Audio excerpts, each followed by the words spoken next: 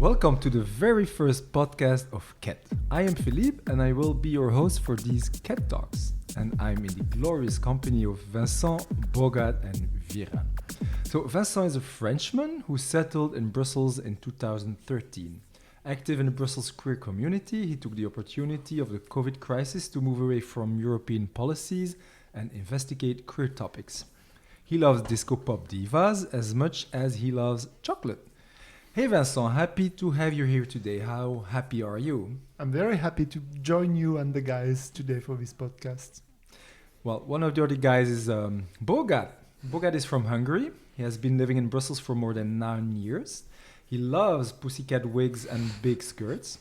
Expert in binge-watching series and lives for queer stories in cinema and literature. Welcome, Bogat. I thought we would see you in a pussycat wig today, but I see a fresh haircut. Self-made? Well, I just got my haircut from my very good friend Vjeran in this very afternoon. But I'm very happy to be here. And then, we have Vjeran. His first visit to Brussels from Croatia nearly 2 years ago made him move to Brussels shortly after. His true passion is electronic music, with Lady Gaga coming in a short second. Saying a full sentence without referencing RuPaul's Drag Race will be a challenge for him. It will be. Yeah, we are of course curious to see if you will mention RuPaul or not. So also welcome to you, and how excited are you? I am very excited. Thanks for having me here. We will start this first KET Talks to say what is KET, because some of you know it already, some of you maybe don't. So KET is a Brussels-based queer magazine. We launched it in 2018, and it was distributed in all LGBTQI plus friendly places, bars, restaurants, shops, cultural venues here in Brussels. And KET talks about the men and women who make Brussels shine, who make Brussels a cosmopolitan city open to the world. You can discover all these articles that has been published until now on our website, ket.brussels. But then it's a print magazine, and with COVID, and this COVID lasting long, so we thought it would be a good idea to start this podcast, KET Talks. And that's part of the digitalization of KET Magazine. So this very first podcast will exist in English, but also in French and Dutch, because this is Brussels, the capital city of Belgium, but also Europe, so we are multilingual. And we will talk about art, about culture, about fashion, design, gastronomy, clubbing, sports, life experiences, and also all small things in our queer lives. Today, RuPaul.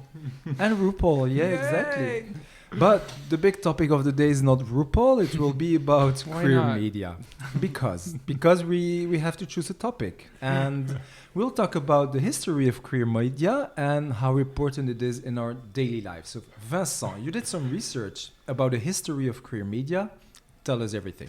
Well, I went back in history to try to find what was the first queer media ever, and we have to go back to Berlin in Germany in 1896 to find the first periodical. It was not announced on it that it was a periodical for mainly gay men because of censorship. So this review that was called Der Eigene was talking about masculinity. It was then publishing fictions with homosexual characters, but under a cover in a way. But it was very well targeted to gay men.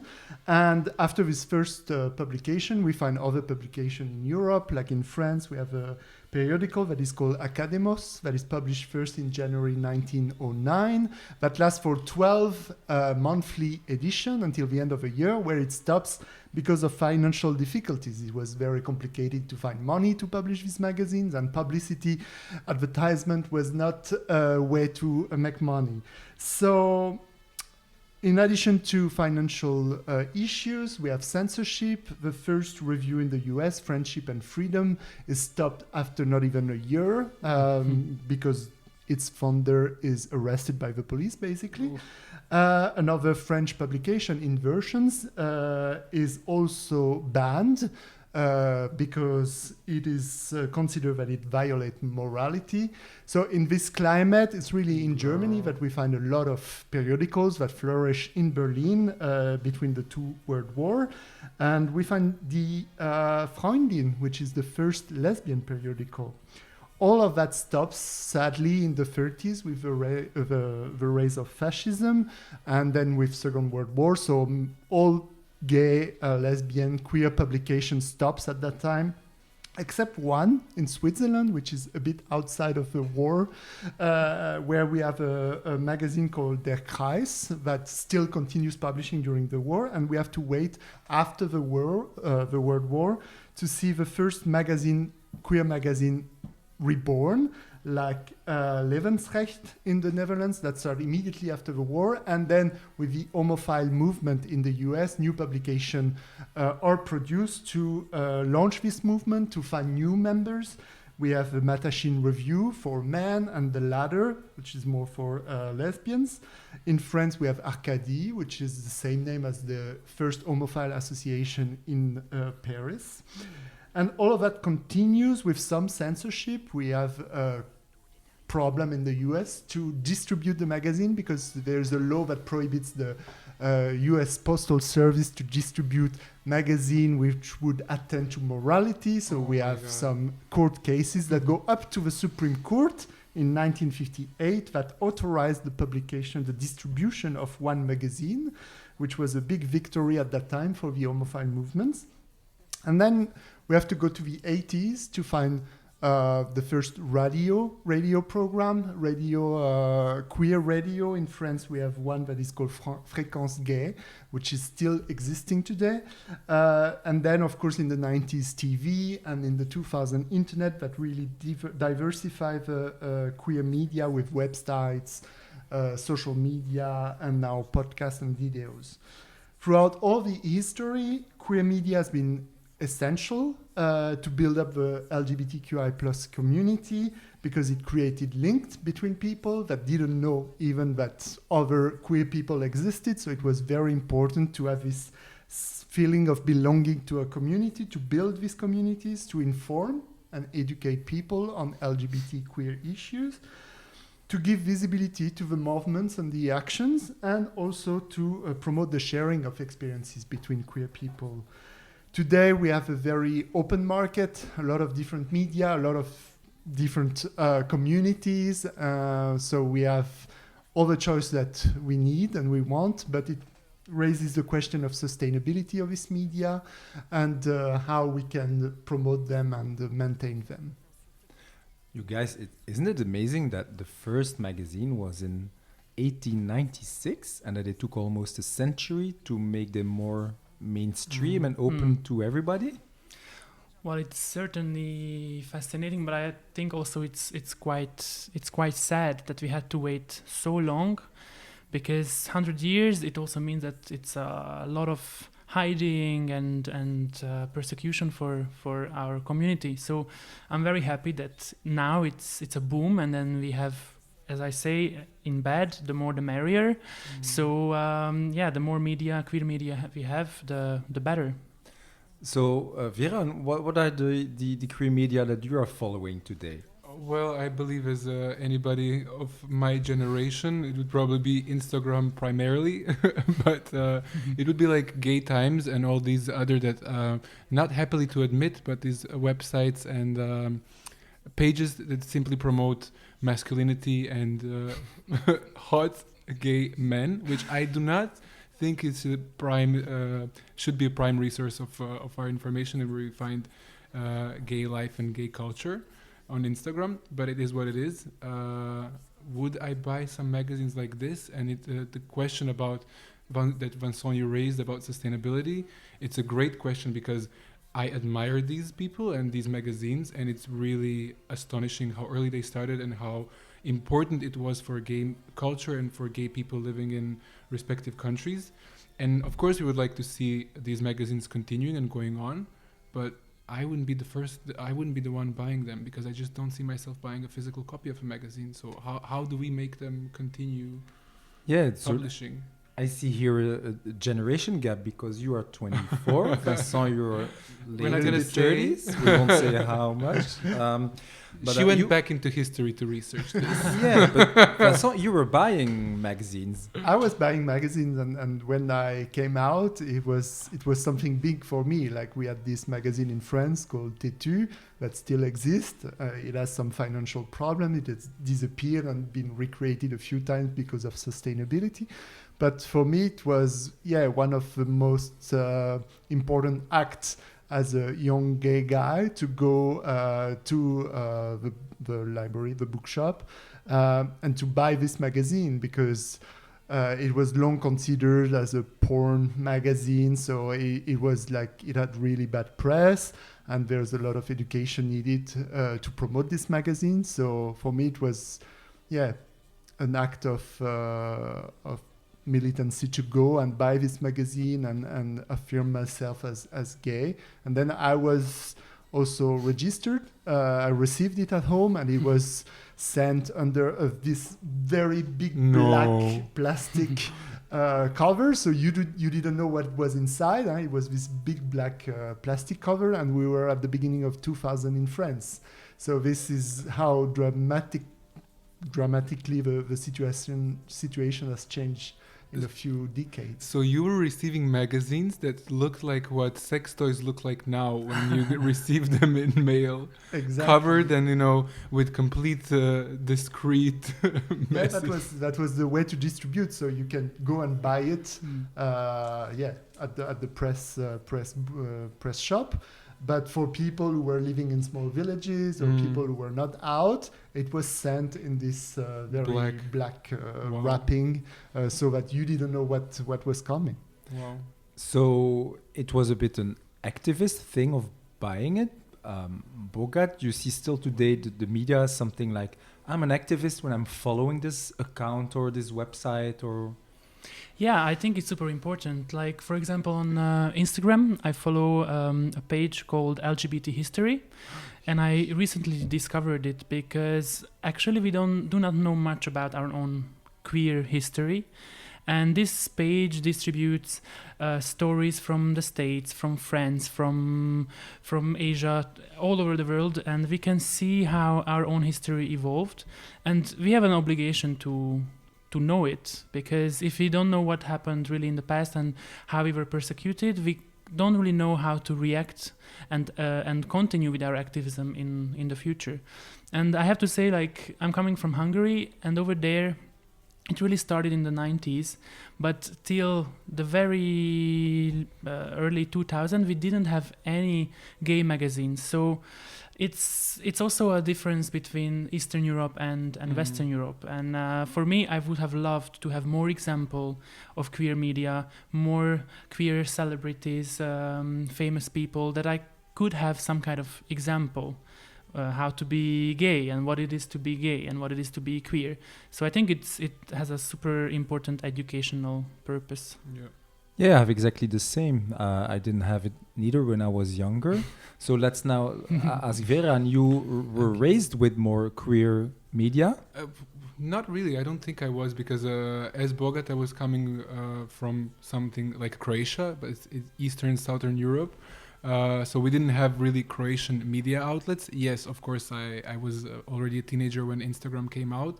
And I do have to say about the LGBT history site on Instagram, it's really incredible. And it was a way for me, I know it might sound funny for somebody, but I heard about Stonewall genuinely first time on RuPaul's Drag Race when they were mentioning it.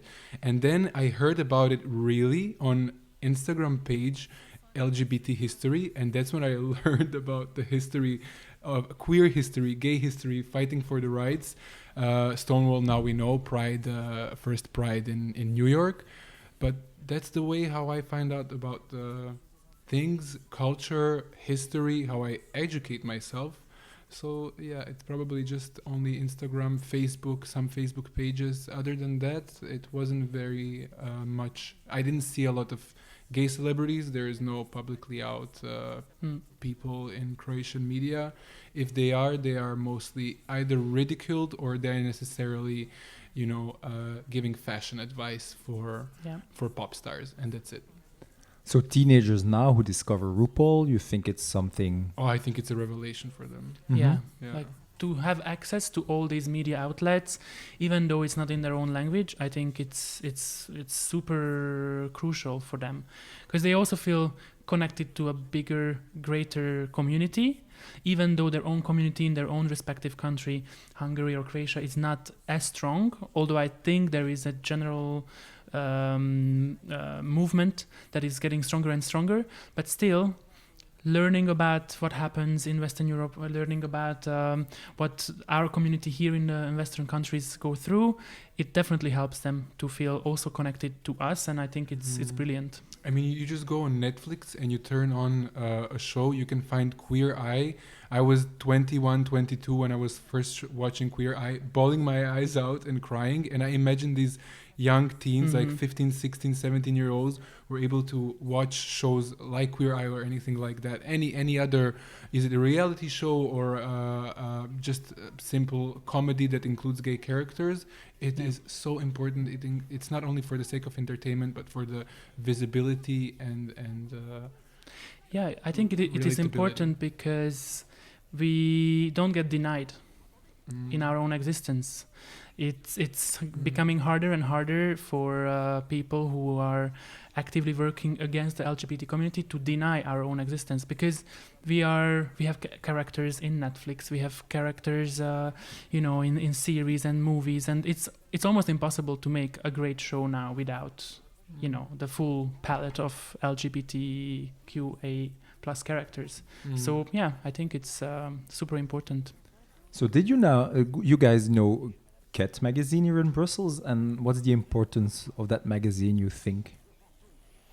Well, I can say that I think it's a good magazine to promote locally a queer eye on what happens in Brussels and to let us know about queer people in Brussels, events, cultural events and things like this. So it's even if it's printed, I think it's very important to have access to a magazine like this, because we go a lot on internet and then we have Instagram accounts, but I think it's nice to have a full options, and a magazine is something that you can read in your couch and it gives a different perspective, and I think this is good to have something local also. Because a lot of this media will be very general, global. To have something local is also a way to create a local community and sustain it. Let us know about who is queer and what is queer, and help us build locally this community. And also what I believe that KET does that is important here in Brussels, it actually gives you the addresses. It gives you the point, whether it's an event or it's, I don't know, you want to find out about PrEP, here is an address where you can go and talk to somebody about it. This is the address of a Rainbow House. Another event here and there. Of course, now there's less events with COVID and everything, but hopefully soon enough we'll be able to enjoy that aspect as well. It gives you really a Brussels point of view on it, and really addresses and names. Yeah, I agree. And exactly because of COVID these days, we have less and less physical space we can go to. But if we digitalize KET Magazine and we do this kind of podcast, we still maintain this feeling of community, and then we still connect with people. And I think that's what is the most important thing for this magazine. Okay. Well, I think the topic now about queer media, we can close it and go to the next topic, which is Bogat. You like reading a lot. You try to find queer stories. And I see a big book there. So what is it about? Yes. So this week, this book is a big revelation for me. This is my favorite book from 2020, from a Jamaican writer, Marlon James. And the title of the book is Black Leopard, Red Wolf.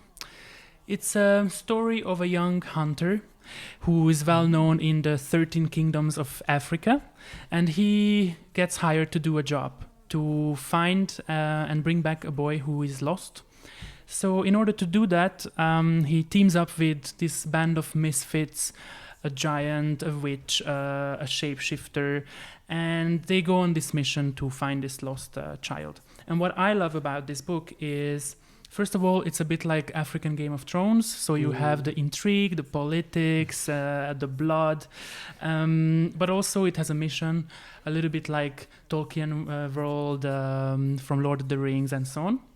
But the most important thing for me, it was how it is packed with queer characters. And it's really interesting how it talks about queerness. It's a very different angle to it because it places everything in Africa, which is already a very mythical place, a lot of mysticism. And then it adds this queer angle and talks about queer characters with such an ease that I have not read before. And so for me, it was really a revelation. I loved it. I couldn't put it down. And I can really just... I wish that everyone could read it. So the title is Black Leopard, Red Wolf from Marlon James. And now we will talk about music because Vjeran is a KET's music guy. Really? And and you have not one, but you have 2 musical recommendations. Yay! We need a musical jingle now, like cat to the kitty cat, cat music. It's 4 men that are in Europe right now talking about gay life in Brussels, the heart of Europe. It would be fair that we start with European artists. The first recommendation, we're starting with our queer member from just across the border. Her name is Christine and the Queens.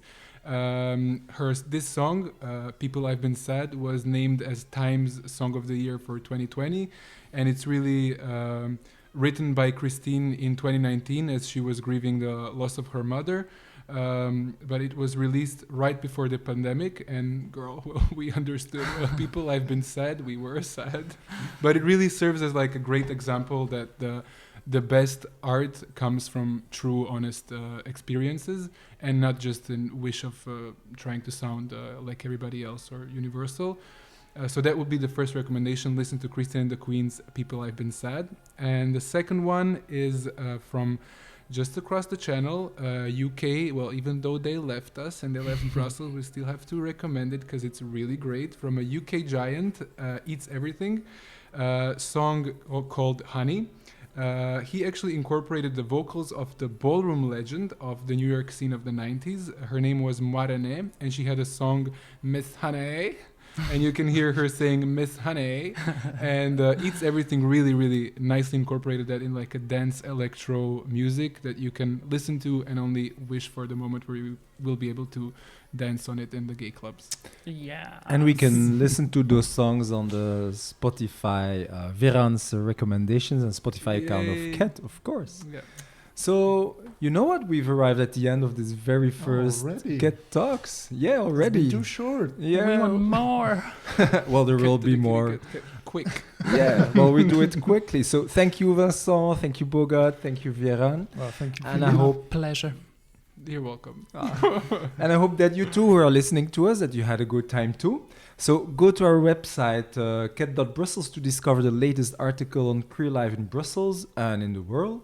And don't hesitate to follow our Instagram account, the Facebook, the Spotify, the YouTube accounts. And of course, you can find all these links on our website. So bye-bye for now. Bye. Bye.